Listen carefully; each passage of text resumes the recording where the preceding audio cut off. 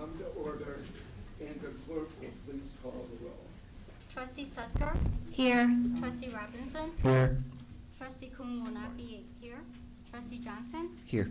Trustee Pierce Slovan? Here. Trustee Klein? Here. Mayor Van Duzen? Here.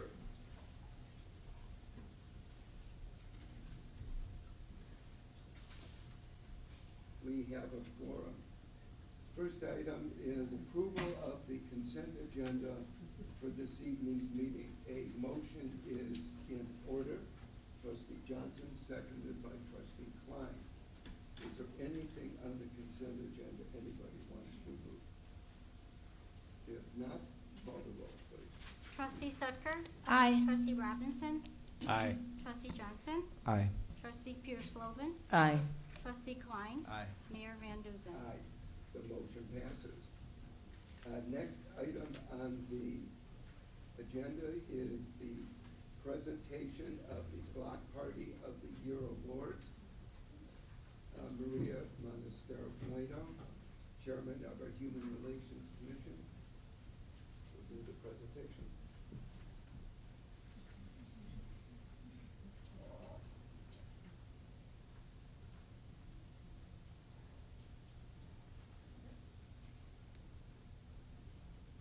Good evening, everyone.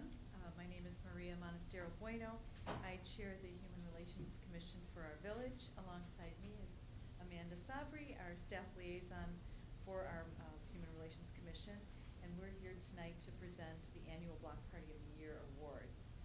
Block parties have been an enduring tradition in the village of Skokie for many years. These outdoor gatherings create an opportunity for residents to come together, socialize, share food and drink, and participate in fun activities. While block parties are commonly perceived as an enjoyable and carefree way to spend time, they hold a more profound significance for communities. These events unite individuals of diverse ages, races, and backgrounds, establishing a space for connection and relationship building. Block parties cultivate a sense of camaraderie and contribute to the development of a tight-knit community. Whether indulging in a potluck, engaging in fun games with friends, or simply connecting with neighbors, block parties serve as a powerful means to fortify the connections that bind us together. Last year, 79 block parties were organized throughout our Skokie community. 17 of those block parties applied for the Block Party of the Year award. The Human Relations Commission reviewed the applications and selected 3 of those block parties to receive the annual Block Party of the Year award. As I read off the block party winners, I'd like to invite the organizers attending tonight's board meeting to come to the podium to be recognized and receive their Block Party of the Year certificates. In addition to the certificates, each block party will have a Block Party of the Year award sign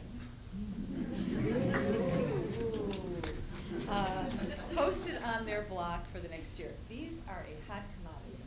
So I will tell you that when it lands on our block, we're very proud of it. Okay, so the following 3 block parties were selected by the Human Relations Commission to be awarded the 2023 Block Party of the Year award. The first award goes to the 4600 block of Grove from Kenton to Knox. And I'm not sure if, yes, Christine Kabuang and Rachel, excuse me, Rachel Arceo, our co-planners. If you'd like to join us.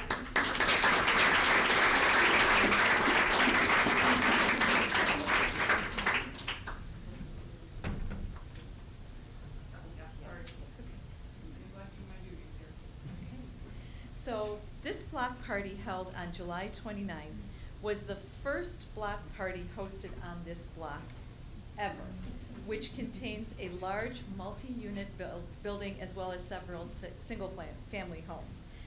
The block party was a culinary feast featuring dishes from many of the cultures represented on the block. There were fun activities for the kids, and families also enjoyed visits from the Skokie Fire and Police departments. This multi-unit building block party was a great success due to these 2 ladies. I have to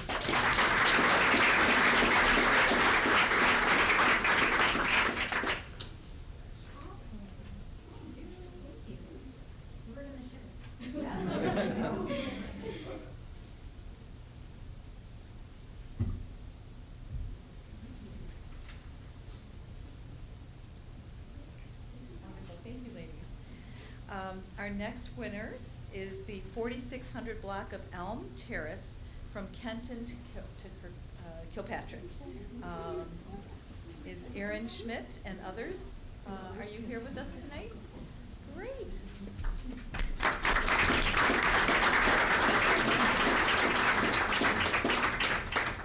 This block party held on August 12th was also the first for its block and had 100% attendance, which is something. Yeah. It began with a ribbon cutting by the longest member on the block, not oldest. Other exciting activities included a bike parade, bounce house, obstacle course, yard games, water balloons, music, and an outdoor movie. They had a great array of food with multiple families grilling, enjoying ice cream, popsicle treats, and s'mores. This block also made sure to make this a green event by composting, recycling, and using reusable items whenever possible. Congratulations.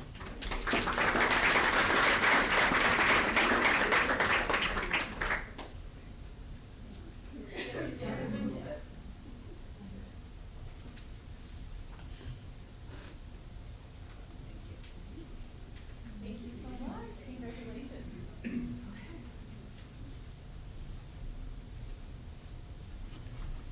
Okay, and our third winner is the 3500 block of Arcadia, East Prairie to Central Park. Sunny Cockrell and Teresa Chaja, if I'm saying it the right way. All right, well, if there's a gentleman coming.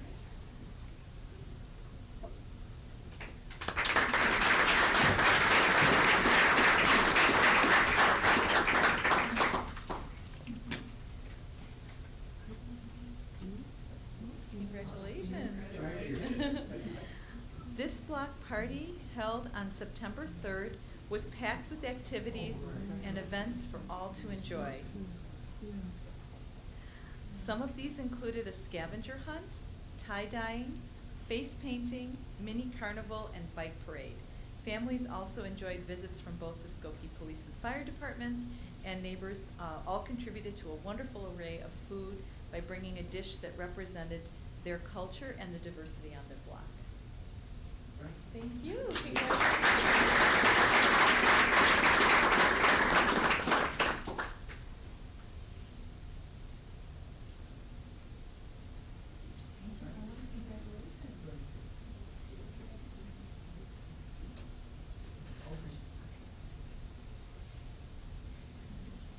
We want to thank all of the blocks that participated last summer and hope to have even more join us this summer in celebrating community. We very, very much appreciate the efforts of everybody, and especially the blocks that have multifamily unit living. It's really important that everybody feels like they're part of the community, and what better way to have a party in the block. Thank you all.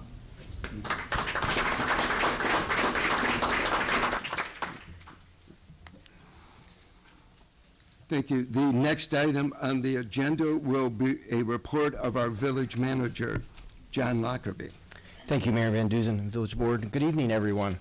I have two items this evening regarding new businesses coming to town. So item A is regarding a commercial corridor storefront enhancement program for 4845 Oakton Street. The village's commercial corridor storefront enhancement program encourages enhancing the commercial corridors in town. The program recognizes the need and cost of reinvesting in these properties and thus offers storefront grant reimbursements for exterior and interior renovations. The reimbursement grant is a 60-40 cost share, with the applicant paying 60%.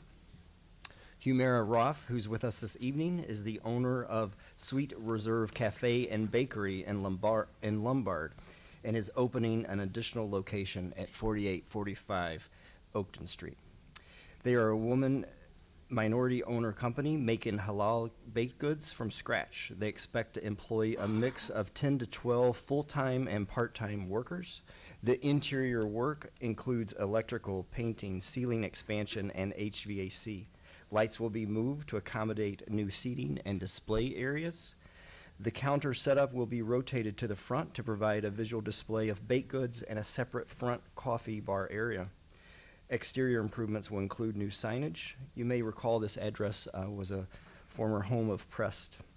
The total cost of improvements is estimated at $86,784. The total village grant recommended is a maximum of $33,648.40, plus a $3,500 in design and architectural fees will be transferred to the owner following the completion of all the work, final inspections, and submittal of all required documentation.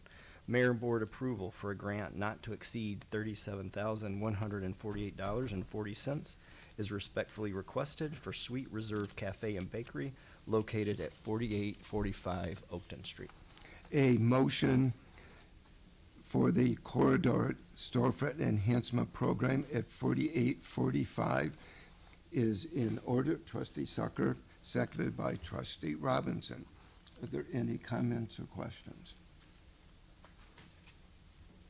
Trustee Robinson. I'm just happy to see that we're supporting small businesses and welcome to the neighborhood.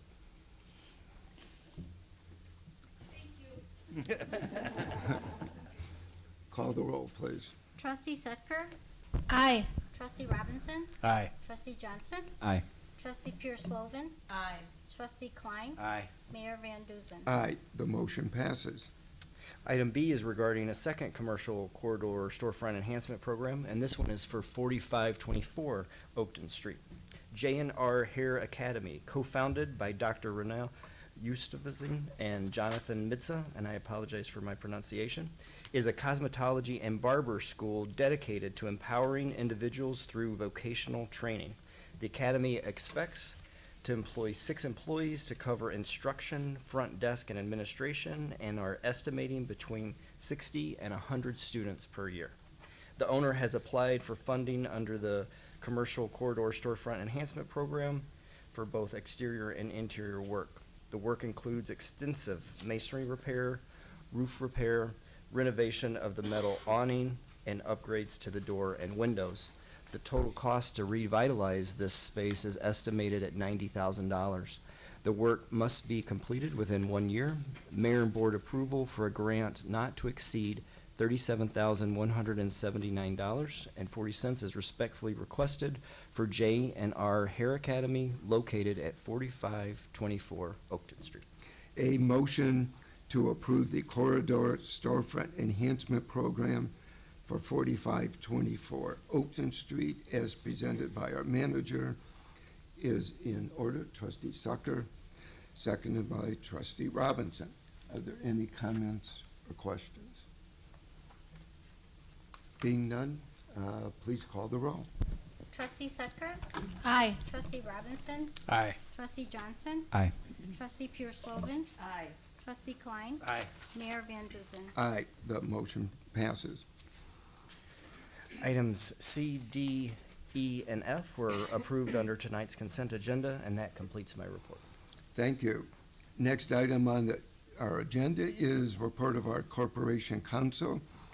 This evening, Barbara Manglin. Thank you, Mayor. Good evening, everyone.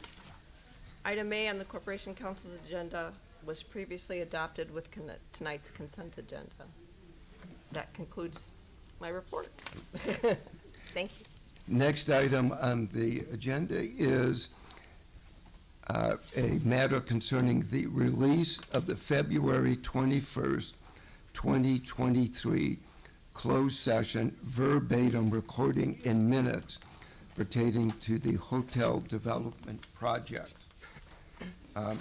What I would like is to get a consensus from the board and a motion to direct the Corporation Council to prepare a resolution effecting the release of the minutes for the February 21st, 2023 executive session.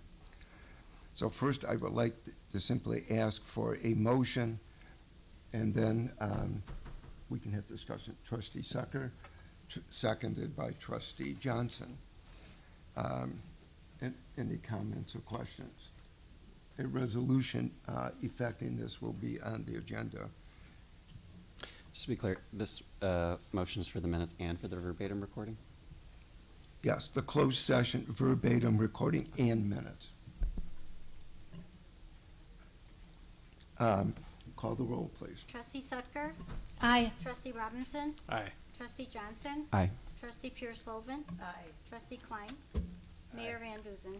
Aye, the motion passes. The Scheduled Plan Commission Case 2023-31P, site plan approval for 5202 to 5250 Old Orchard Road, will not be heard this evening. The developer requested that the board not take it up this evening, so it may be on at a future board meeting. And I suspect the next item is the reason for most of you being here tonight. You notice the weather is a little better than it was for the scheduled meeting. It never fails. Every year, we either have a torrential storm or we have the coldest day of the year. And I suspect that is going to have been the coldest day of this year. So thank you for bearing with us. Justin Malone oversees our CDBG. So, Justin? Yes, I'm just trying to figure out how this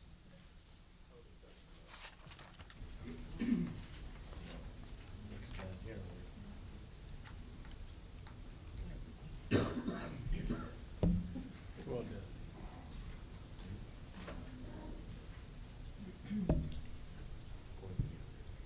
All right, hello everyone. Hello again, everyone. My name is Justin Malone. I'm with the Village's Community Development Department. Tonight we are excited to hear from several of our community organizations and members who have applied for the upcoming 2024 Community Development Block Grant, or CDBG. And tonight is the second of our 3 public meetings for this program year. At the January 2nd meeting, I sort of teed up the structure and outlined some of the funding categories this grant provides. Today we're going to get a chance to listen to our CDBG applicants during a short presentation and allow them to provide information about their projects and services to Skokie residents. I did provide an updated list of all the applicants, the people who will be presenting on their behalf today, and put it up the dais there for you. And then later this month at the February 20 meeting, staff will present a draft version of our 2024 annual action plan for the board's approval, and once approved, we'll be submitting the document to HUD for the final approval. Just to recap the structure of the block grant, there are 2 funding categories for which organizations can apply for, and keeping in mind that all of these are aimed to provide assistance to low and moderate incomes Skokie residents. The first is for public facilities or improvements or capital improvements. This can help with eligible construction projects on buildings, roads, housing rehabilitation, and there's no cap on the amount of funding that we set aside for these projects. And the second category is for public services, which aim to provide financial assistance for the programs and social services that assist Skokie residents. And this funding is limited to a 15% cap of our total annual entitlement. We do have a lot of folks here tonight to present, and so we're really excited to hear from everybody, but we do hope that everyone will keep it maybe 2 to 3 minutes, keep it quick if we can. We have 17 applicants here, so we're really excited about that, like I said. And we're going to go through the public facilities and improvements applicants first. Some of these folks have provided a couple slides for us, and we're just going to speak and tell them about what they're applying for. And the first applicant here we have is AHS Family Health Center, and they actually applied for both categories, so we're just going to have a look through both right away.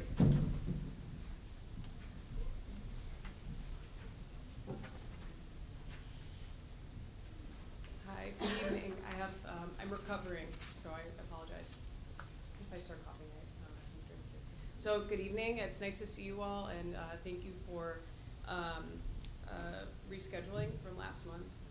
And you know, if it's not on Zoom for a pandemic, it's for weather. So, and thank you all for generously supporting our Skokie clinic for the past several years. The mission of AHS Family Health Center is to provide quality and compassionate healthcare services to the Asian American community and all other underserved or underprivileged communities in a culturally competent and linguistically appropriate manner. In 2023, we provided integrated primary behavioral and oral health care to over 14,000 patients, including close to 2,000 Skokie residents. This year, we have two CDBG requests. Our first request is for $20,000 in capital funding for facilities improvement of the parking lot at 8800 North Lockwood Avenue. The parking lot serves approximately 2,000 clinic patients as well as staff and visitors. Project activities include fixing water drainage, paving, seal coating, and striping of the parking lot. Current issues in the lot are deteriorating pavement, uneven surfaces, holes, and water accumulation, all posing risks and challenges to accessibility for our vulnerable population. Our goal is to mitigate risks by fixing the water drainage, repaving, sealing, and striping while upholding our safety standards and patient satisfaction. We've received a project quote for $44,000, and we'll use $24,000 of our own funds towards that project. Our second request is $20,000 in public service CDBG funds to support optimal productivity of our dental clinic at 8800 North Lockwood. Our dental clinic is the only safety net dental clinic in Skokie, offering linguistically and culturally inclusive integrated healthcare, and serves approximately 500 Skokie dental patients annually. CDBG funds will improve access and affordability for the uninsured, underinsured, those using Medicaid, and patients with limited prior access to preventive dental care. Funds will also support staffing and patient education. Thank you for considering our request again this year, and we appreciate you. Thank you. Does anybody have any questions? If not, thank you. Feel better. Thank you. We're all kind of in there. Something is going around.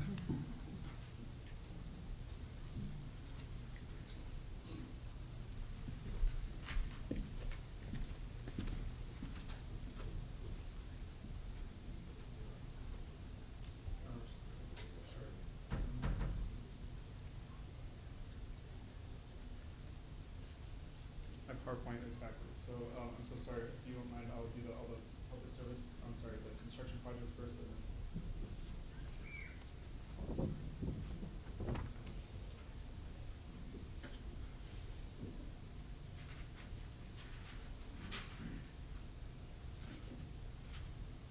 Sorry. I'm so sorry. Oh, that's okay.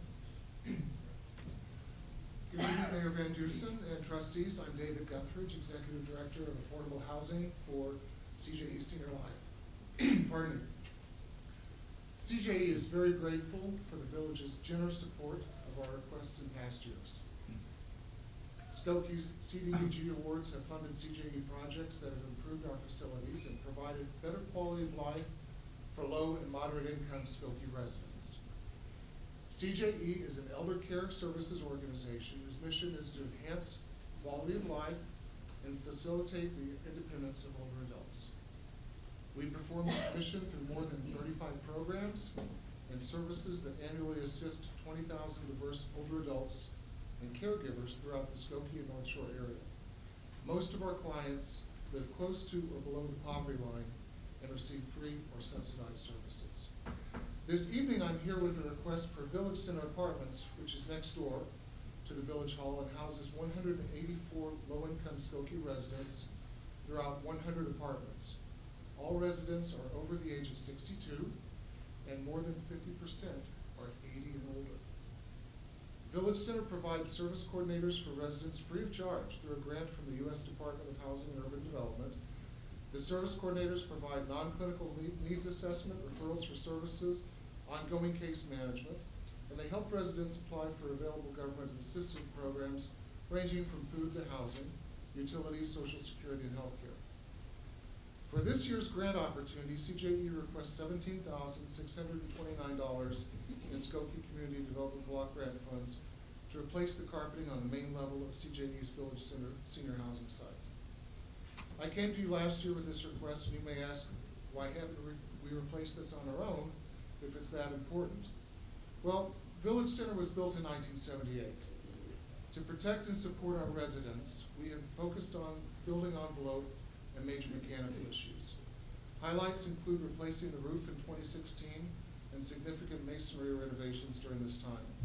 In 2023, we renovated the parking canopies, which cost around $150,000, and also removed and replaced the dry sprinkler heads as scheduled for about $30,000.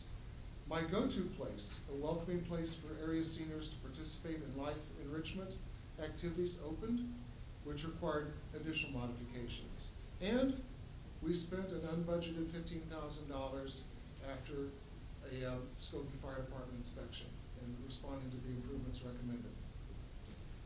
Presently, a removal replacement project is scheduled for late spring of 2 air handling units and 2 package air conditioning systems, which will cost a total of $376,545.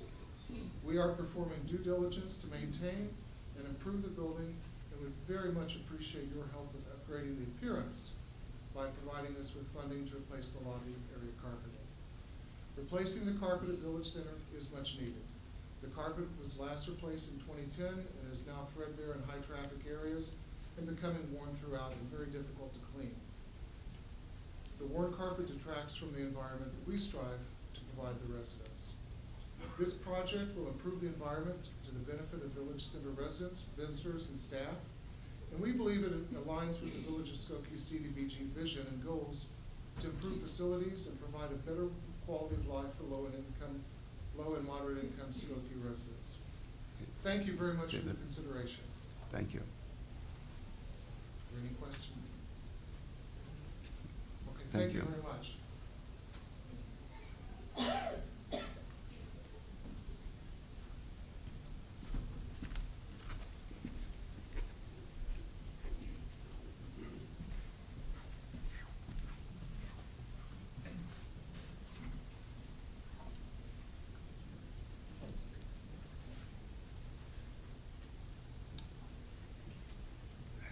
Hello, everyone. I'm here representing the Harbor. My name is Kelly Ann Alcott. I am the Director of Operations. I'm sorry, our Executive Director was going to be presenting today, and she is ill because there is something going around. And I am also not feeling great. So we're proud to be here. Thank you so much for giving us the time and space to present this. We've been providing sorry, y'all. We've been providing care for youth experiencing homelessness in the Skokie area for over 50 years, and Skokie is actually one of our 3rd top referring area communities. So we've been doing this for quite some time, and we are here to ask for $38,250 for a $51,000 project. We're going to be installing low voltage wiring in which will give us camera system and help us with improve our security in our 3 DCFS housings that we have here. One of them is on Now Center Road, and the other is on Brummel. One of them is on Now Center Road with a 2 flat, so it's 2 places, and then the other is on Brummel. And we are asking for that because we believe that it is extremely important to have safety in our housing, where our staff and our youth have asked for it, and we're hoping to provide that for them. I'm gonna keep it as short as possible. Oh, and these are our slides about our community. Sorry, these are the programs that we offer in the community. We offer community outreach prevention, emergency shelter. Our emergency shelter is in Des Plaines. It offers a 21-day stay for young people experiencing homelessness from the ages of 12 to 21. We also have a transitional living program, which is the program that we are asking for funding for. It's a DCFS licensed program. We have youth who are in the care of the state in those programs and via DCFS, and they are going to be, they need this service really badly, and we hope that we can provide that for them. We do have, I'm sorry, y'all, I am, my voice is going.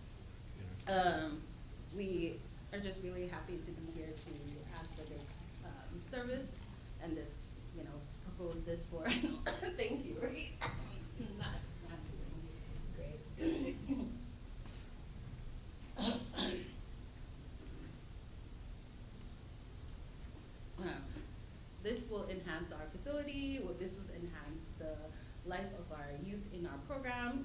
And we just wanted to say thank you so much. We're a long-standing program in the Village of Skokie, and we hope to continue to be here for quite some time. That is all. Trying to keep it short. Thank you very much. Oh, any questions? And do feel better. I saw a friend of mine the other day. Hadn't seen her in a little while, a couple months, and I just naturally said, "So how are you?" And she said, "Oh, I was in the hospital for 7 days with something called COVID pneumonia." So do be careful. There truly is something that's going around, so please take care of yourselves, all of us. Yes, ma'am. Good evening, Mayor Van Duzen and Village Board Trustees. I'm Beth Demas. I'm the Deputy Director of Housing Opportunity Development Corporation. We're a nonprofit based here in Skokie, and we develop and manage affordable housing for low-income households, primarily in the northern suburbs.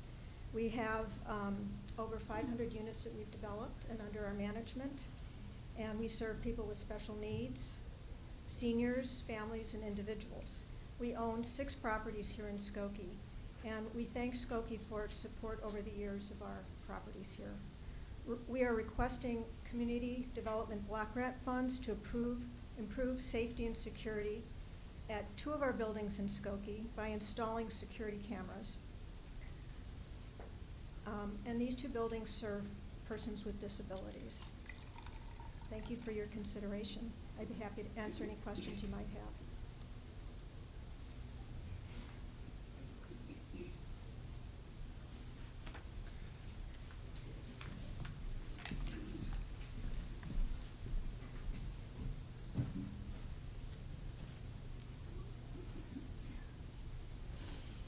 Good evening, everyone. My name is Trina Grogan, and I am the Development Manager at Search. I'm here with my colleague. We'll have him introduce himself. I'm Sean Kirby. I'm the Physical Plant Manager with Search. I oversee all aspects of environmental services. I've been with the agency 300 years. Search is a nonprofit organization that provides housing, employment, clinical, and supportive services to over 350 individuals annually with intellectual and developmental disabilities. We currently operate 27 community-based homes for people with disabilities throughout the city and the suburbs. The city of Skokie is home to 85 of the individuals we support at 14 of our residential sites. At Search, we take great pride in maintaining beautiful and accessible homes that are well integrated into the community. And the Village of Skokie has been an extremely important partner for us for many years in helping to maintain and improve several of our community-based homes through your Community Development Block Grant Program. This year, we are respectfully seeking your renewed support to create an accessible concrete multi-purpose landing for our residential site located on Church Street in Skokie.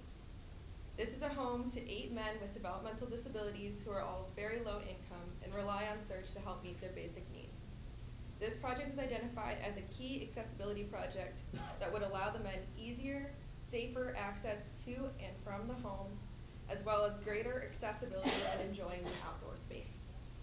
Your renewed support will significantly improve the accessibility of the home in many ways.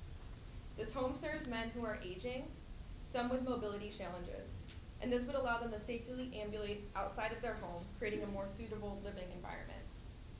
Many of the men who reside in the home are long-term residents of Skokie, and they've been with Search for many years.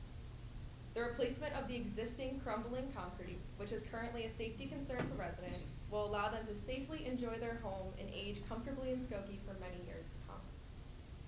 Thank you so much. We appreciate the opportunity to present this renewed request for support, and thank you for everything the Village of Skokie does for Search all year round.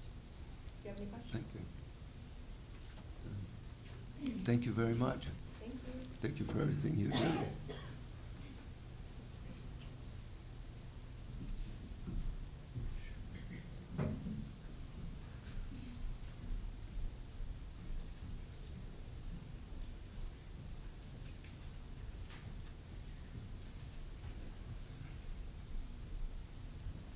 Good evening. Good evening. I'm Mary Matz. I'm sure Shore Community Services Chief Philanthropy Officer. And I want to thank you all for obviously being here this evening and letting us request more funding for projects that are necessary at our facility. Shore has been in the Skokie community for probably 50-some years. Our mission for the last 73 years is to improve the quality of life for individuals with intellectual and other developmental disabilities through educational, residential, vocational, and other related programs provided with community integrated supports and services. Nearly 400 individuals are provided services annually from 18 communities, and roughly, I believe it's just under 60 from Skokie. We are respectfully requesting $67,442.25 to install 3 new boiler units at the Lois Lloyd Administration Center, which is the former Skokie Police Station, a building we knew quite well. That program over there is called Life in Motion, Your Choice Program. It's a community day service provided to 40 low-income individuals who have moderate to severe and profound developmental disabilities. And they are participating in pre-vocational skills, leisure, and community integration activities during the week.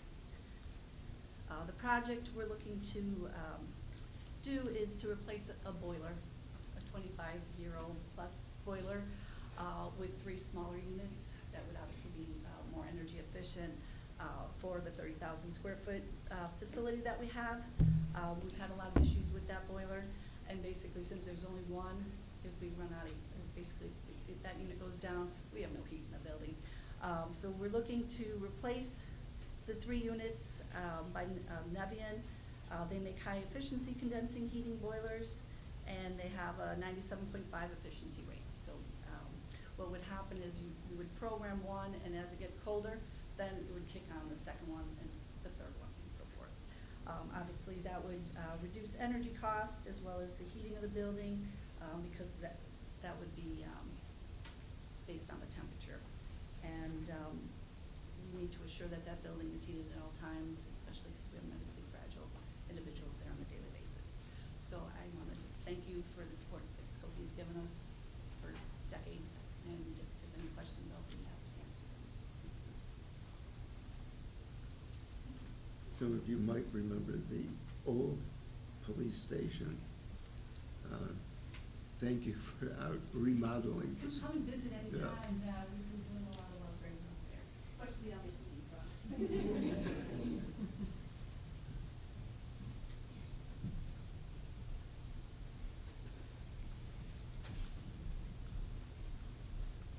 Good evening. Is that good? Good evening, Mayor Van Dusen and trustees and everyone. Good evening. Wonderful to be here with you.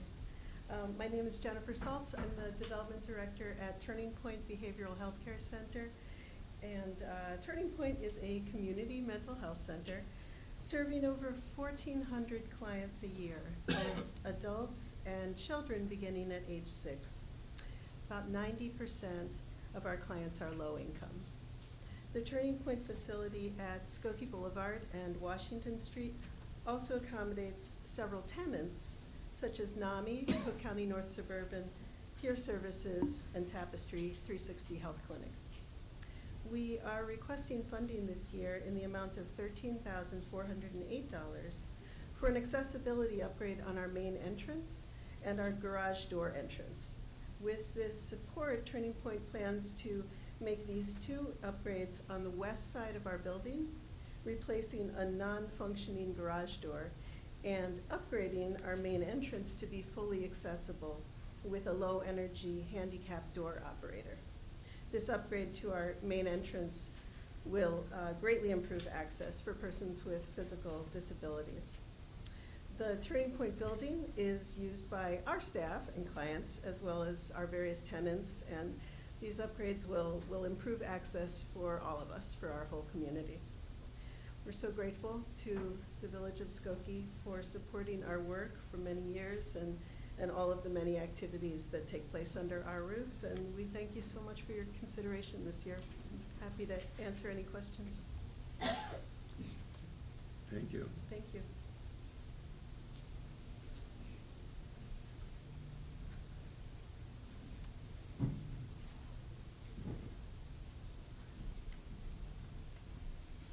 Good evening, Mayor. Good evening, Board of Trustees. My name is Letitia Fiorito, and I'm with Wings.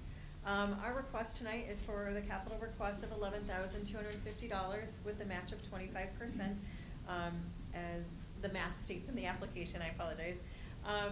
Wings, in the fiscal year 23, provided 1,219 residents and individuals fleeing domestic violence, shelter, through emergency housing, transitional housing, and permanent supportive housing. Our request tonight is specific to the housing that's in the village of Skokie. We have owned a 4-unit, 2-bedroom, 2-bedrooms apartment building since 2006. Sorry, had to do the visual on that. And we've owned that building since 2006. And why we're asking for this request is to provide safety and to further the confidentiality and security for the residents that are there. It is a transitional housing building, as I stated, so the residents that stay there can live there for up to 2 years. And we do encourage them to stay the entire time because that allows them to receive as much services as they need to, financially, supportive, emotionally, and everything for both the adult and the children. Our request is specific for a security fence and the cameras to go with it, and also a secured with camera video doorbell so that the clients that do live there can have, right now it has one of those old school, if you imagine that you push the button and you could say you're the pizza delivery person and then just let them in. We want to allow it to be more upgraded, not just the Ring cameras that are, you know, maybe a little bit more cost efficient, but something that can be monitored by our third party, our IT and security vendor. We've worked with Acantus and Exponent for longer than I've been with Wings, which is 5 years. So that is why we're asking for this request. We do have a small playground that is on that lot, and just by adding this security fence will allow the children to be able to be outside, have access to the outdoors, and be safe, safe from all things, but also from the abuser. On average, I asked our director of housing, who's been with us for 20 years this year, on average, agency-wide, we have to rehouse residents and clients 5 times. On average, we rehouse 5 clients per year. That means that for whatever reason, however it might have been, the abuser has found that person and their children, which obviously then makes it unsafe for them and their children, and it also increases costs for everyone across the board. So we graciously appreciate the Village of Skokie's support. You guys have supported us for a long time. Obviously, Wings has been here since 2006, and so we appreciate that. Do you have any questions that I might answer? All right. Thank you very much. Thank you.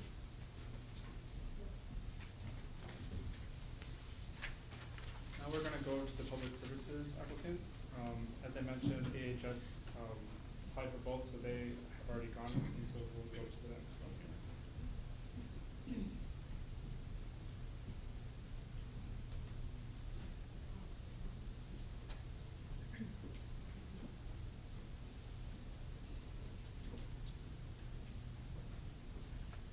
Hello, I am not Karen Fay. I am sorry, but I'm hopefully going to do right by her. My name is Lisette Zaid. I'm the Director of Development for the Center for Enriched Living, or CEL, as we like to call ourselves. At CEL, we see a future where every person with a developmental disability can experience life's possibilities and is an equal, valued, and contributing member of their community. Located in Riverwoods, CEL serves individuals with developmental disabilities across the north and northwest suburbs, including 13 residents from the lovely village of Skokie. I'm here today to request $10,000 towards our new Catalyst Life Skills program. After a year of a successful pilot, CEL is proud to introduce the new Catalyst Life Skills program that focuses on life skill activities that will develop confidence, self-sufficiency, and increase independence. Now, we maintain small group ratios utilizing staff, volunteers, and interns, and have a program that is divided into sessions, with each session featuring a different area of focus, such as health and hygiene, in-home tasks, basic money management, personal safety, community resources, and even meal planning. This program although most of our members who attend this program are below poverty level, we use financial aid to make sure that no one is turned away just because they could not afford it. We thank you for supporting this community, and we hope that this program that we're really proud of, and we hope could be a model for other programs on building skill sets, is something that you would help us endeavor this year. Thank you.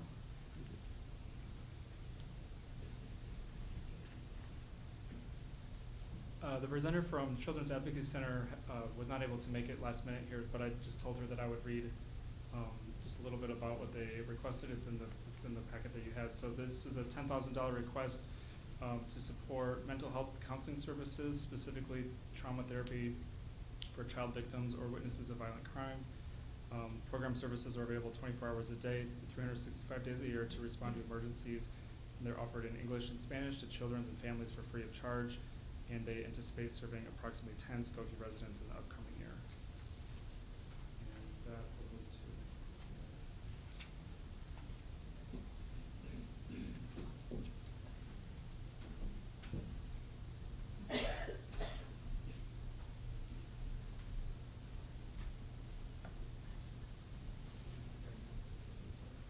Hi, good evening.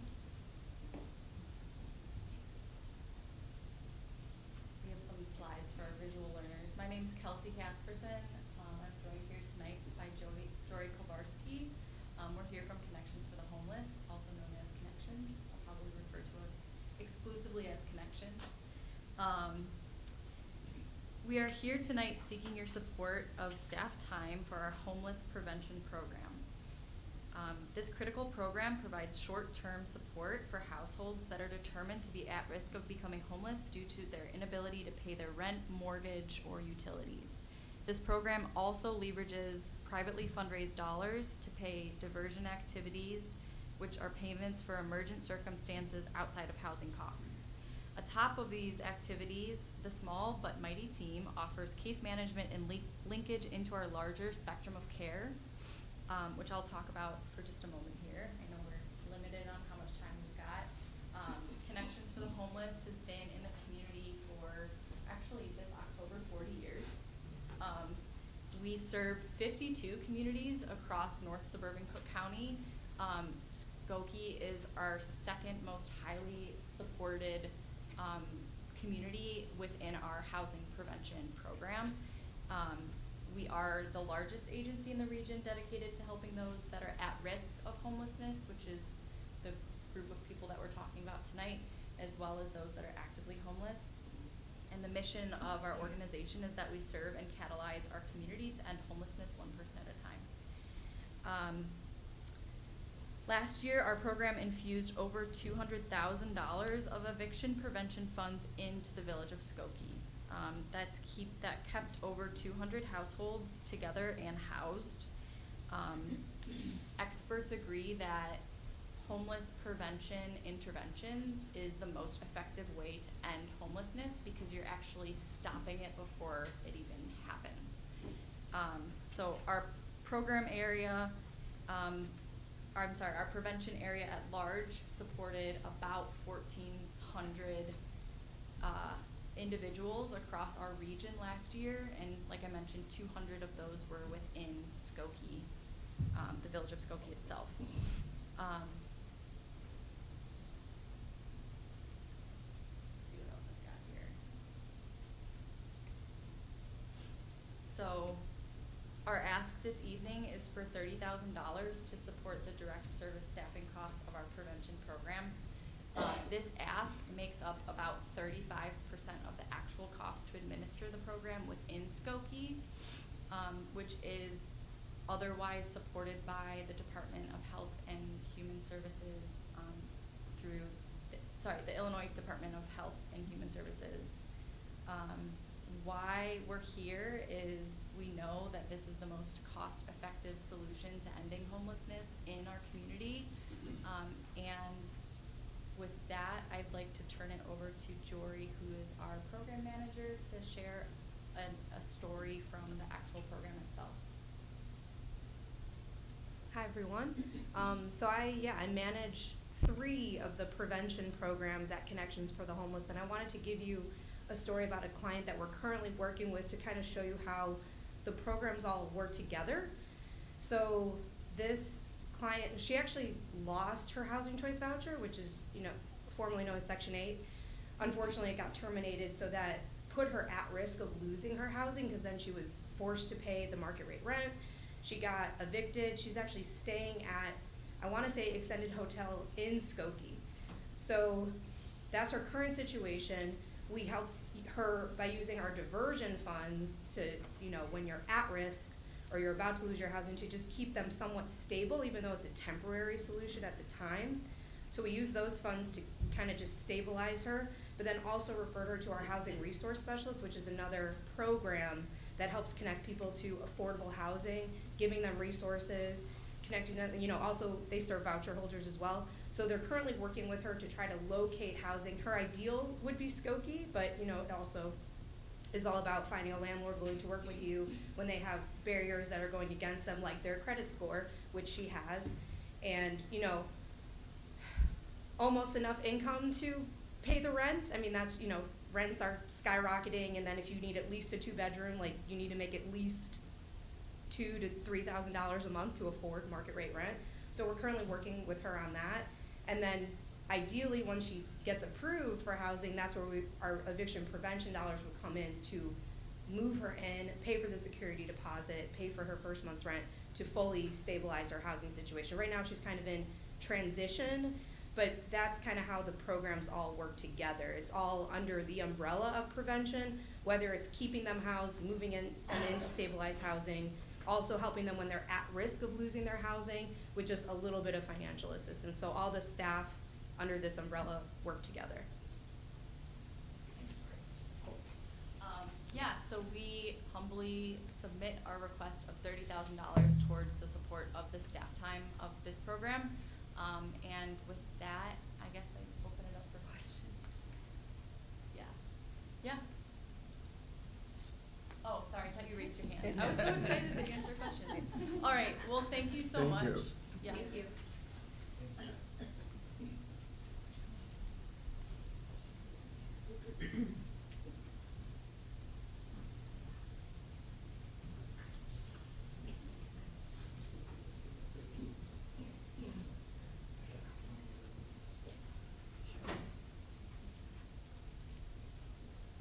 Good evening. Can you all hear me okay? All right. My name is Paige Lauerman, and I'm one of the employment program supervisors with Impact Behavioral Health Partners located in Evanston. I'm going to be talking about our IPS employment program this evening. IPS stands for Individual Placement and Support. So for our qualifications, we serve individuals, adults living with mental illness, and then Medicaid eligible, so very low income.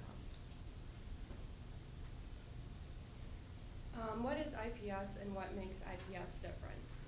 IPS is an evidence-based model developed in the 90s to help individuals with mental health challenges return back to the workforce. IPS uses a person-centered approach and is intentional about ensuring that the individual has autonomy in their job search and prioritizes the participants' preferences. Participants use existing skills and experience to find their job match.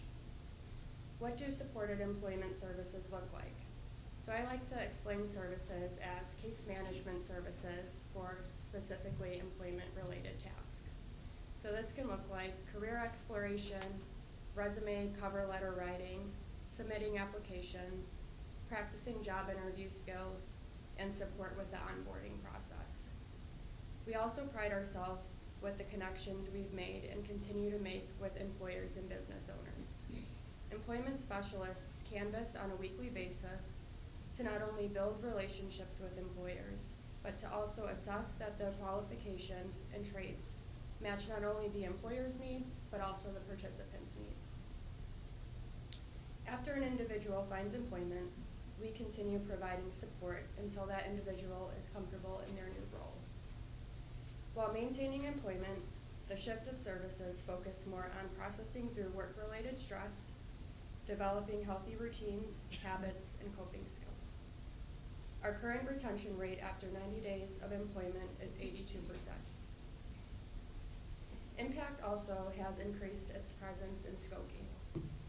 Our first partnership was actually with Turning Point and almost 10 years ago, which is super exciting.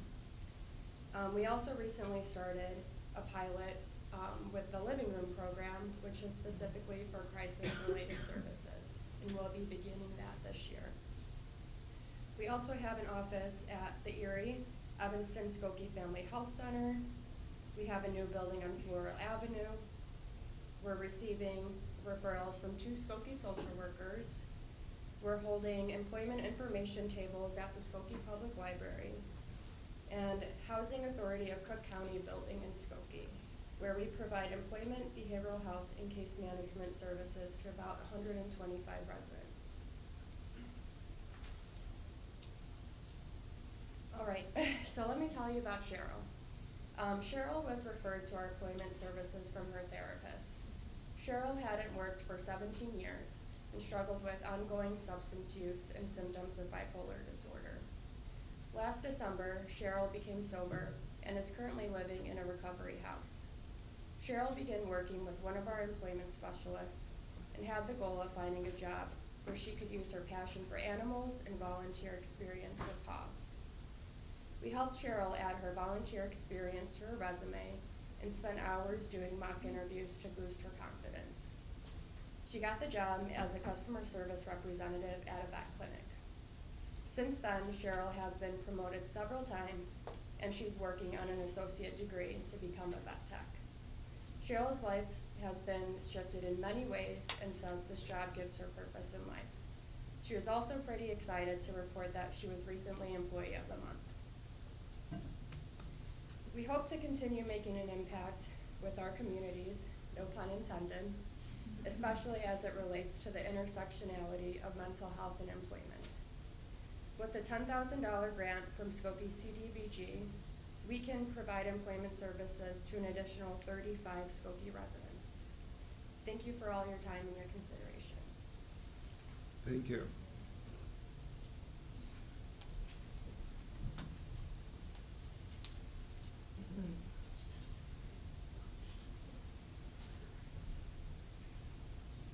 Hey everyone. I'm Deborah Mack from the Executive Director of Meals on Wheels.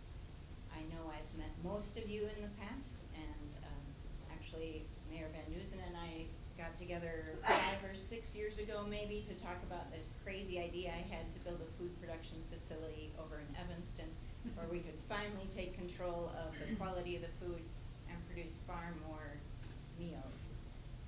We built that facility, opened it about 3 years ago, knowing we could produce about 100,000 meals. Last year we produced 248,000 meals out of a facility that should produce only 100,000. So you get the idea. In just 3 years, we're bursting at the seams. We had more people coming to us than we had imagined, and we're trying to expand while we're serving all of these meals. These are just a few of the faces that are helping out from throughout our delivery area, all the way up the North Shore. But Skokie makes up a big part of the people that volunteer and the people that we serve. This is to give you an idea of some of the food that we are providing. It's all fresh, healthy food. Everything's cardiac friendly, diabetic friendly, low sodium, and it tastes good and looks good too. So the clients are excited about it. It's being very well received. Other organizations are also beginning to serve our meals. So that's providing a new revenue stream for the organization that helps to build its stability as well. Here are the numbers, and this is a little bit dated. We are up close to 30,000 meals a month at this point. This chart just represents, since the kitchen opened, how many meals we've been able to produce each month. So we are very hopeful that you will help us to make up the gap. I won't review the application with you. I trust that you've all read it. But to go from $360,000 plus in subsidies 1 year all the way to over $770,000 in subsidies the next year is a lot to keep up with. We've had to create a waiting list, which is probably was the saddest day of my career, but we have to solve that problem, and I'm very hopeful that Skokie will kind of follow the lead of some of the other communities that have been helping us out with the subsidies that are just in their community alone. Questions? Thank you. Awesome, thank you. Keep up the good work. Thank you.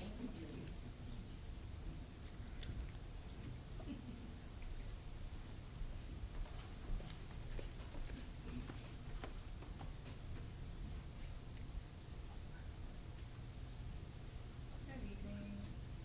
Can everybody hear me okay? Yes, ma'am. Good evening, everyone. First, thank you so much for sharing your time with us this evening to hear about the important work that all of us are doing in the community. I'm so glad to be here. My name is Haley Hansen. I'm representing Metropolitan Family Services. I work at the Skokie location. We have sites all over the city and suburbs, but I work at Skokie and I love it there.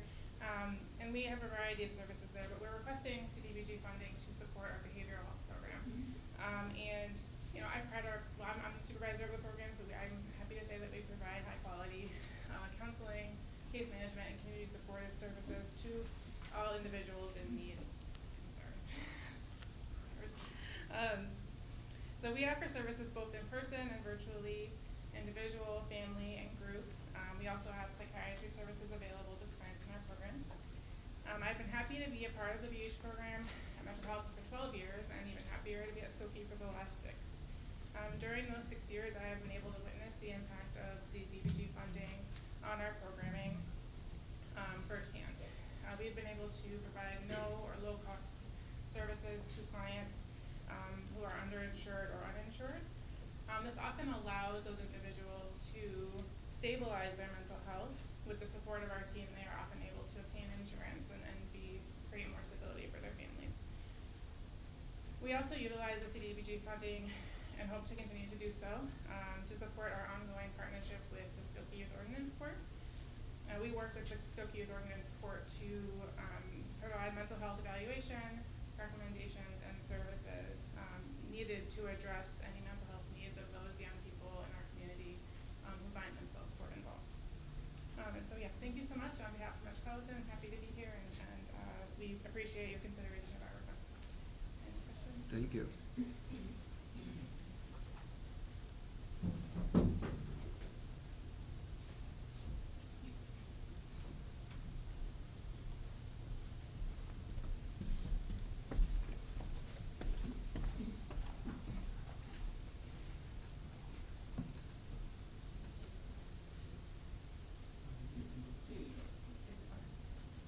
Hi, I'm Kathy Honeywell. I'm the Director of Senior and Family Services at North Shore Senior Center. And my colleague? I'm Maura Warneman. I'm the grants manager. So on behalf of North Shore Senior Center, we'd like to thank you for your continued support of the programs administered in the Senior and Family Services Department at North Shore Senior Center. Your support has helped us continue to provide services to low-income seniors residing in Skokie who need help accessing social services and other programs. The Senior and Family Services Department at North Shore Senior Center serves 4 townships: New Trier, Niles, Northfield, and Maine, as well as the city of Evanston. We provide these services from 2 different offices. Our headquarters is in Northfield, and we have another office in Niles. Our Niles office serves Niles Townships in the city of Evanston. In fiscal year 2023, we served 22,959 people through Senior and Family Services, 74% of whom are low income. We provided services to 2,490 older adults in Skokie. This is more than any other community in our service area. Based on our average cost per person served, North Shore Senior Center invested over $562,000 in providing support for older adults in Skokie last year. We provide a wide range of services to support older adults, and the majority of our work takes place in people's homes. While visiting clients in their homes, we assess their client needs, complete a 21-page comprehensive assessment, and develop a plan of care that assesses client needs as well as the services and programs that help meet those needs. Some of these programs and services include home-delivered meals, chore housekeeping services, respite care for family caregivers, assistance completing entitlement applications, transportation resources, and many other. In addition to home-based care, we have choices for care staff at Skokie Hospital who assess the appropriate level of care for patients at discharge and ensure that individuals and planning to enter a nursing home actually need that level of care and give them information about community-based services for when they return home. We also have benefit enrollment events at Skokie Library to assist residents with SHIP, which is the Senior Health Insurance Program, and LIHEAP, which is the Low Income Home Energy Assistance Program, applications to reduce monthly expenses. It's our primary goal to help older adults in Skokie have a better quality of life by avoiding isolation and navigating the challenges of remaining in their homes so that they can age in place with dignity and autonomy as long as possible. Any questions? Thank you. Thank you very much.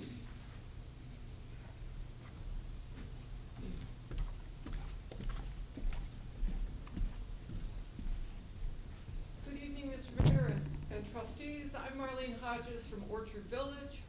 Orchard Village has been around for 52 years. We serve over 300 adults with developmental and other cognitive disabilities. Thank you so much for all of your help in the past. What I'm here to ask for this evening is help with our therapeutic recreation program. People need to have they cannot just sit home on nights and weekends and watch television. There has to be more activities, more engagement of getting people out and in activities. Most of our therapeutic recreation is vocationally based, but there is nothing wrong with joining Special Olympics, with our farm program, with intramural sports, of teaching people social skills, how to get along with people, all that good stuff. We need help with making our residents and clients have full lives and supporting our therapeutic recreation program. And I don't envy y'all. This has been such a collection of really good agencies doing good work. I don't know how you decide who gets what. We all need it. But thank you so much for your help.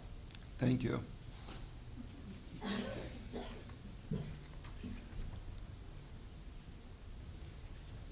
last but not least,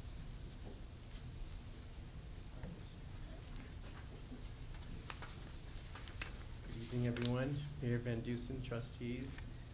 Thank you for the opportunity to present tonight. My name is Noy Frial-Lopez, Executive Director of Peer Services. Peer has been around since 1975, providing substance use services. And in 2020, we opened our office in Skokie at Turning Point. We have counselors there, and all of our prevention staff is on site at Skokie. During the 2022-23 program year, we served 63 Skokie residents, and we anticipate serving 33% more in 24-25. 90% of our adult and adolescent clients are unable to pay for services because of low income or their insurance status.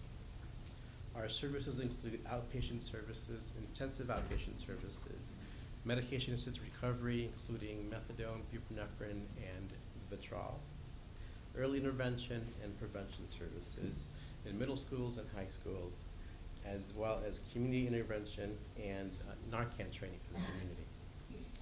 Over the last year, we've added buprenorphine and Vitrol to our MAR clinic. We started our Second Chances program at Skokie Courthouse, working with those who are justice involved. We provide early intervention services at Niles High Schools, and welcome 4 new board members, including one who is a Skokie resident. Our application included a story about a young man named Samir, a teen who was brought to us by his parents due to marijuana use and vaping. As an agency that focuses on harm reduction versus abstinence, we're able to reach Samir, work with him through his ups and downs, and allowed him to really hear and understand the negative effects of his use, improve his relationships with his parents, and do better in school, and reduce his use from daily to twice a week. We are requesting $15,000 to continue to provide these services and continue to help kids like Samir. Thank you so much. Thank you very much.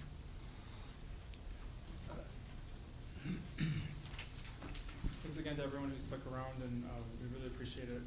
I'll wrap up here real quick. Looking forward, we're looking at, the next step is for staff to put together the draft action plan. As I mentioned, we'll be back, I'll be back on the 20th for the meeting, and then we're gonna submit that to HUD for their 45-day approval process.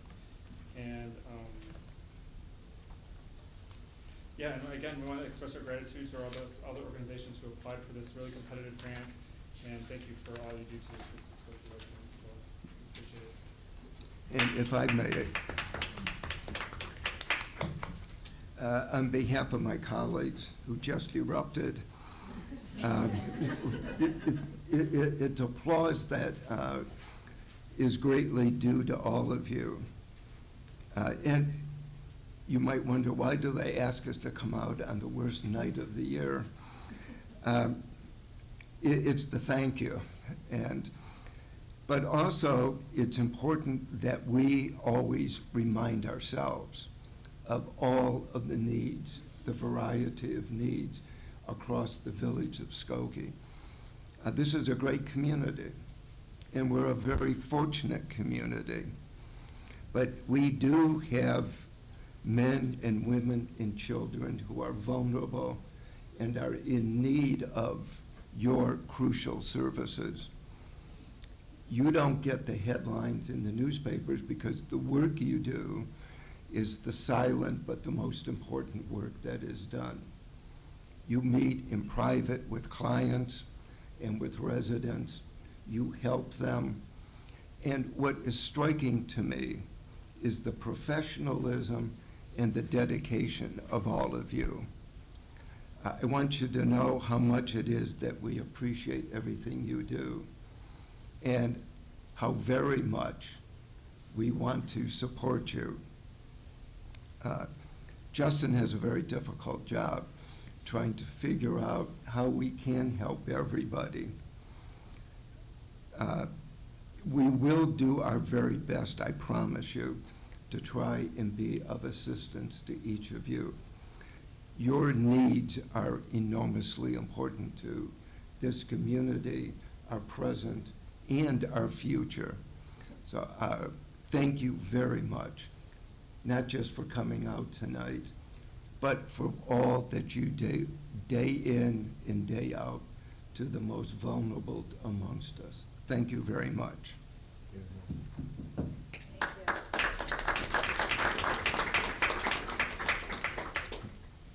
And this evening, we conclude with public comments. Is there anybody who wishes to address the village board? Yes, sir. Does this thing work? Hopefully.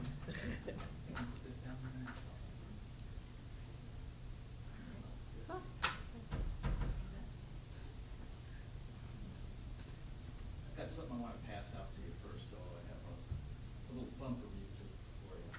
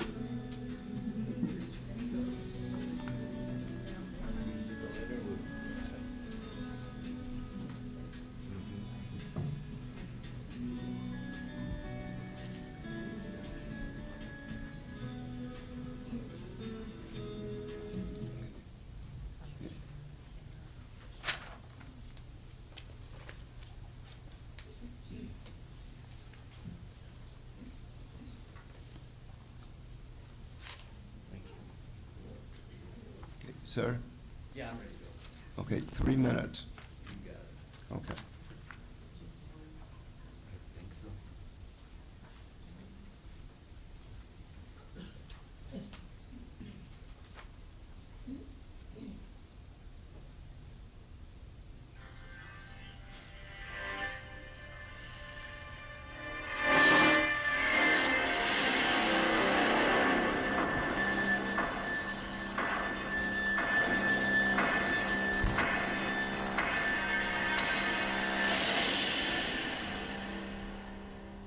I just wanted to have some fun with this tonight, so appreciate your indulgence.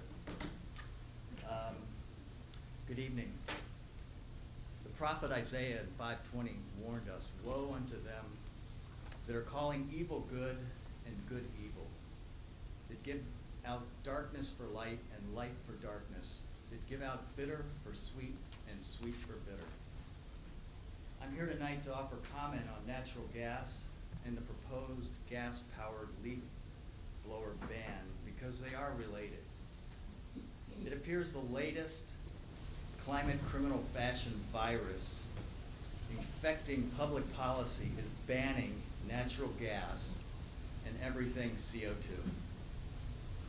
The top line comment is that CO2 is the gas of life. All involved in botany, silviculture, no, CO2 is plant food. Food for life. Without it, photosynthesis ceases, plants, animals, and humans die. All the climate criminal gangsters' cries for elimination are calls for the annihilation of humanity. I do not consent to billionaire robber barons and their nonprofits pumping out the desires they fund that insist CO2 must be eliminated. Their desires of such action deserve our deepest reproach. I hope you had an opportunity to listen to Patrick Moore on YouTube. It's titled 2015 Annual GWPF Lecture, Should We Celebrate Carbon Dioxide? John Clauser, the 2022 winner of the Nobel Prize in Physics regarding the remarkable traits of quantum mechanics, has the same view. Climate emergency is a farce, and you can read his comments. Both William Harper, Professor Emeritus in Physics at Princeton University, and Richard Linden, Professor of Atmospheric Science at MIT, agree. You can read their remarks also. Within this framework, I submit that we declare the village of Skokie a natural gas CO2 love zone. I'm sure you're familiar with the song. I submit that we, the village of Skokie, declare our love for humanity by encouraging natural gas. We can lead on facts supported by real scientists rather than be useful idiots for the aforementioned climate criminals salivating over the profit of human annihilation. Sir? Just a few. Very, very quickly. We have people waiting. I'm sorry, I didn't know there was a, okay, pardon me. Therefore, we must not consent to any initiatives that bow to climate criminals by scrapping the proposed natural gas or gas-powered leaf blower ban and incent developers to install natural gas. Our recent limited electricity power outage and sub-zero centigrade temperatures amplifies this, where those with natural gas kept warm and those with electric had nothing but fear about freezing to death. Imagine this had gone on for days. I wonder about the desperation felt by those in new condos and apartments with no natural gas. One of the reasons I loved about moving to Chicagoland was Sir. the gas stove. Sir. I grew up on electric. Sir, Pardon me? you're way. I mean, we allot everybody 3 minutes, and I'm very strict about that. All right, I didn't think this would go over. It's okay. Thank you. So you have the remainder of my We remarks do. there. Thank you. Oh, I'm sorry. I've got to ask for your name. Oh, I'm Excuse sorry. me. I'm Howard Sproul. Yeah. And I am a resident of Skokie. Thank you. I apologize. I didn't No, realize there were people behind it's me. nothing. I It's thought I n- raised my hand. Not at all. I didn't know anybody else was there. Not at all. Excuse me. Of course. Thank you. Yes, ma'am.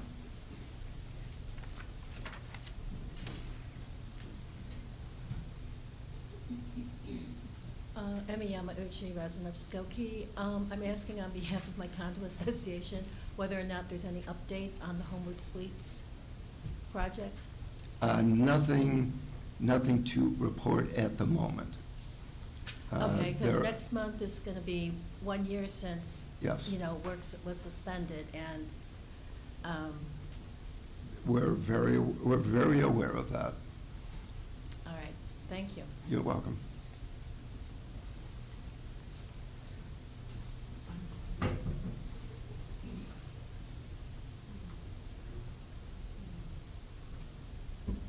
3 minutes doesn't start till I get my picture up, right? Okay.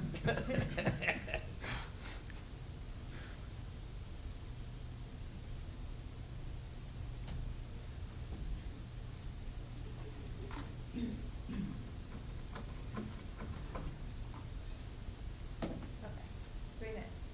So I want to talk about my name is Lauren Brodnicki. I live in Skokie. I want to talk about what affordable housing really means. So I've made these comments before.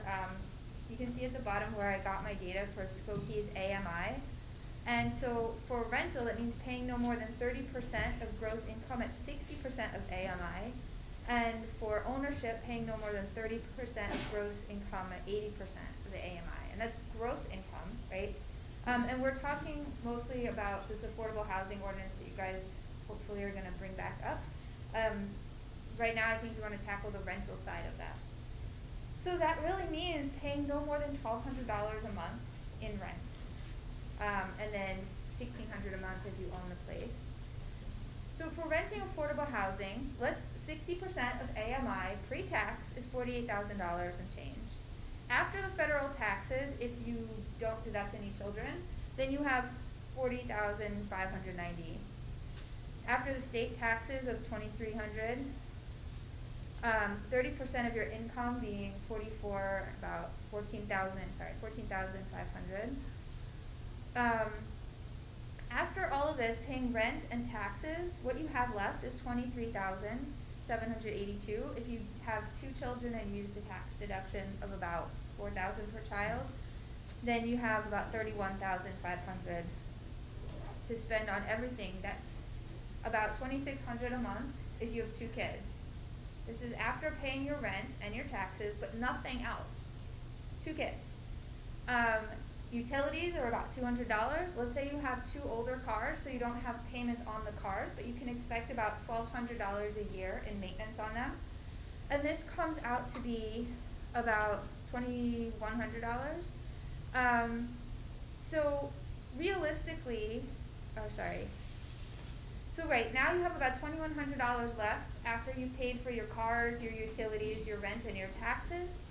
And you still have to buy food and gas and pay for your phone bill and buy clothes for the kids. Realistically, the apartments that a family of 4 can fit into are at least $2,000 a month in Skokie. So then the question is, well, what is the breakdown of these units that we like to say? We have 20% affordable units in Skokie, right, for rentals. How many of those are studios? How many of those are 1 bedroom, 2 bedroom, 3 bedroom, and 4 bedroom? What condition are they in? Where are they located? And this is sort of a push toward getting some kind of affordable housing ordinance for developers on the books that it does not include fee and lieu. If the denominator goes up, the total number of units goes up, and the numerator of affordable units stays the same, which is what is happening right now, then the total of affordable percentage will go down. And when landlords see, 1 minute, okay. When landlords, No. Second. You're over 3. Okay, I'm sorry. That's okay. I just want to say that our unit in Hyde Park, we could be charging a lot more for it because of the market rate, but we're not. But that's what other people are going to see, right? When the rents in Hyde Park skyrocketed because they saw people want to live there, they could charge more, so they did, and then just spiraled upward. We could probably be getting like $2,300, $2,400 a month for our 2-bedroom condo with no air conditioning. So I urge you to consider bringing back, I know Trustee Kuhn isn't here tonight, but she was the one who said let's bring it back. So let's bring it back in earnest. Let's get this affordable housing on the books. I have a lot more to say about it, but anyway, another time. Thank you. Thank you. Mayor, can we ask if a resident can send this to the village manager so he can share the presentation with us? Sure. So we could further review your remarks? Yeah, Sure. just send it to me, Lauren. Okay, and in case you had any questions about other comments that got made, I'm available in case. Thank you, Lauren.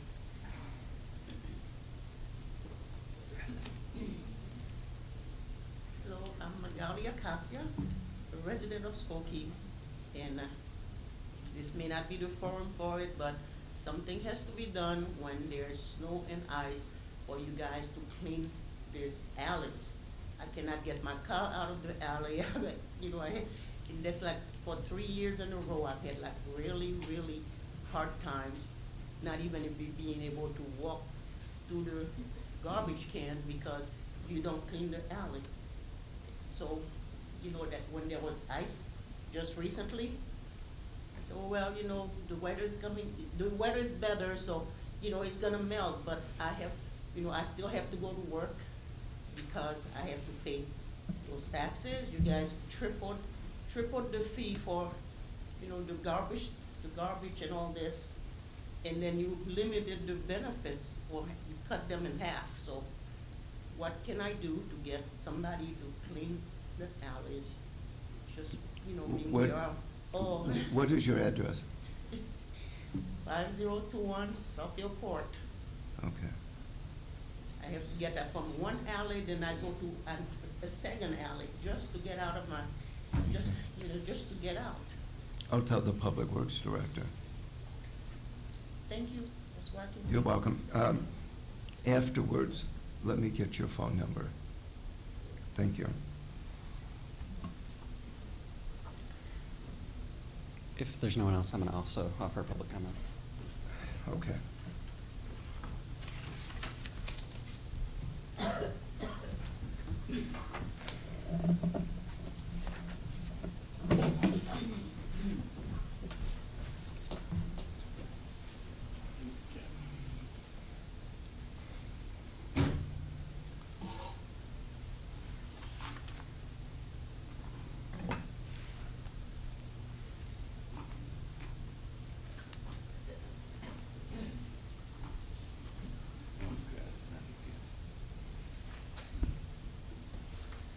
All right, good evening, Mayor and trustees. At the last board meeting, I began a series of presentations about the need to reform the village's politicized legal department. And I'm going to be continuing to make these short presentations indefinitely until the board takes action. The core problem to me, as identified last meeting, is really political hiring, or what's sometimes called political patronage.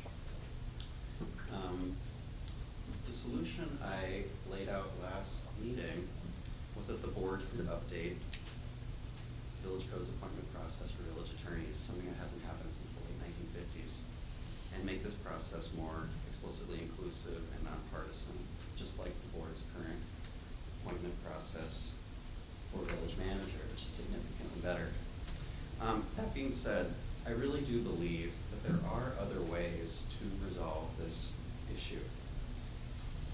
Another, maybe equally effective solution, in my opinion, would be to establish a code of ethics for municipal officers in the village legal department, similar to the ICMA code of ethics followed by our village manager, the International County City Manager Association.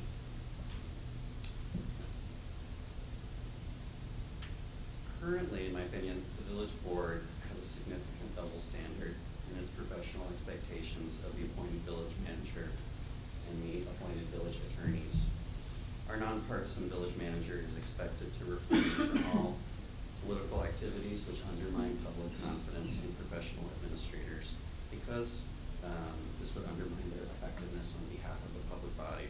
And above all, our village manager is expected to refrain from participation in the election of their own supervisors to avoid major conflicts of interest. The village manager is not allowed to endorse village candidates, to make financial contributions to village board candidates, to sign or circulate petitions, to fundraise, to really do anything that would prevent them from serving every board member equally and impartially. And that's something that I think our current manager does very, very well. I would argue that the board has historically had the exact opposite expectations of some of our village attorneys. We've all actively encouraged and expected members of our legal department to do all of the political activities that are mentioned as prohibited or kind of activities in the ICMA Code of Ethics. This double standard, I would argue, is really detrimental to the functioning of our legal department. Because our legal department truly belongs to the people of Skokie and not to any specific Skokie mayor or trustee, and certainly not to any local political party. Trustee? I'll wrap it up. The entire purpose of our council manager form of government is to separate the politics of the board from the actual administration of our village government. I think a code of ethics is another solution that would greatly improve the Okay. functioning and effectiveness of our Trustee. legal department. That's all for me. Yes, thank you. Was there anybody else who wishes to address the village board? If not, Trustee Sucker. I move we adjourn. We are adjourned.